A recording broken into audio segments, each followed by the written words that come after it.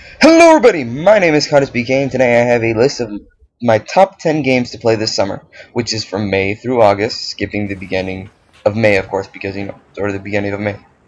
Alright, so it pains me to tell you that I won't be able to show you any footage of these games, mainly because I don't own any of the rights to the gameplay footage, and because I don't want to get completely screwed over by the producers, developers, or any other media company that would claim this video to be theirs.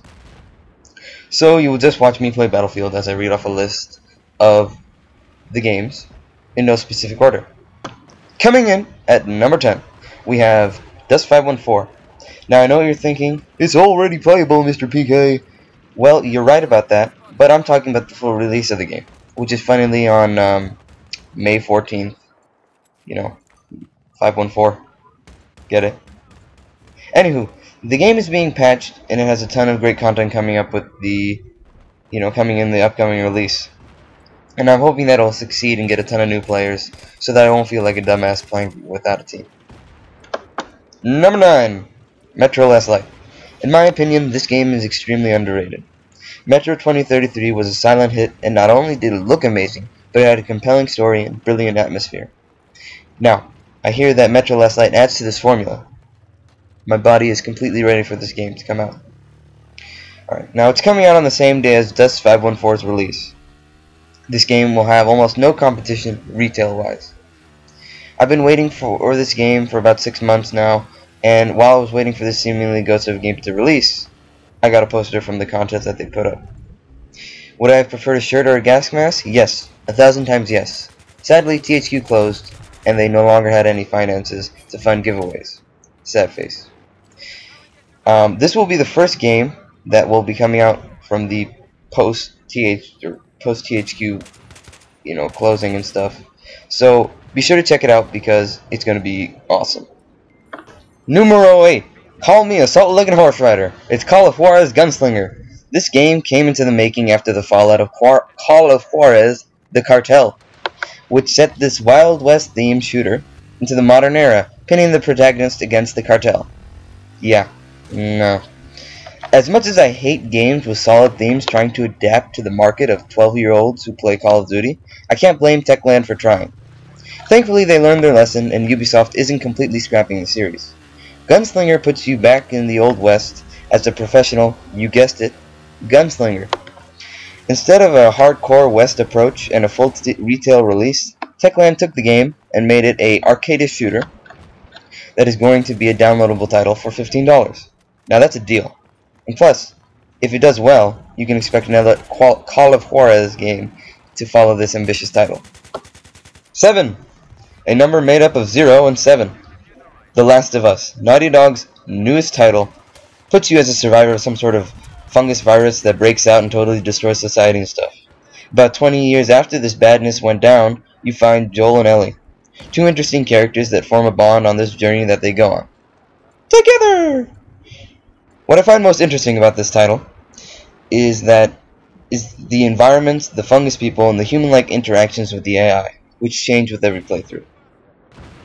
This game is ramping up to be one hell of a title, and thankfully, it has a solid developer behind it. So you can expect a title well worth your time, and more importantly, your money. 6. After topping sales charts and getting crazy good review scores, Company of Heroes got a sequel. That sequel is called Company of Heroes 2. This game has made my list because it has a great strategic element to it, like all RTSs should have.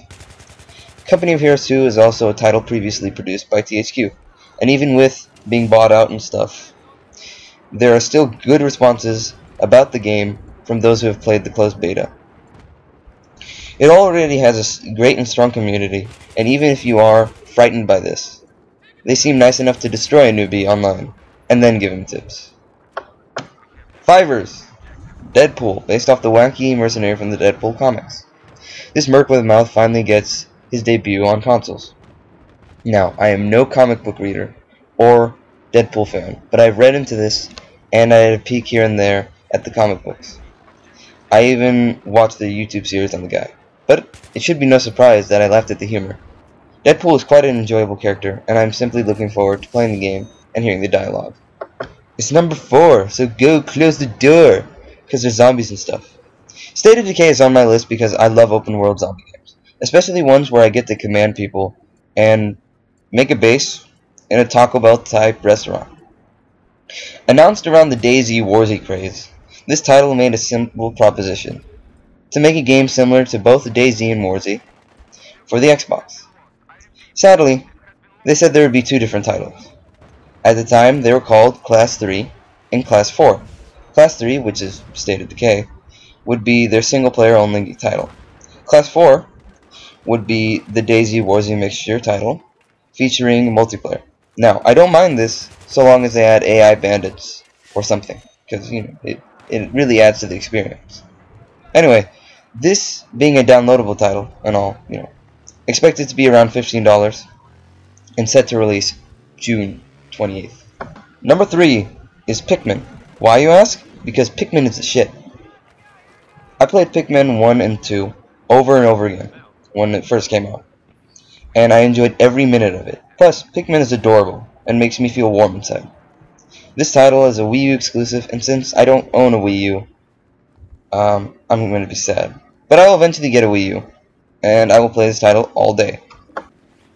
Number 2 is just so ridiculous it has to be on this list. Saints Row the 4th. Now, Saints Row is known as an extremely goofy and childish series that allows you to do things like hit people with giant dildos and use a dubstep gun, but this title takes it even further. You are a leader of the Saints, and you're elected leader of the free world, president and stuff. And you fight aliens, you have superpowers, so if you like what you heard, you can go pick up the title on August 20th. Number 1 gets on the list because of its amazing collector's edition. Splinter Cell Blacklist comes with a plain if you order the collector's edition. I mean, that's awesome, right? Anyway, the game looks fun, and the Spies vs. Merc mode is there, and you can expect me playing that with my friends when it comes out. Oh, that reminds me, I need to go get some friends. Anyway, hope you enjoyed the video, and I hope it opened your eyes to some awesome upcoming titles. Stay kosher, this is Cottagepk signing out.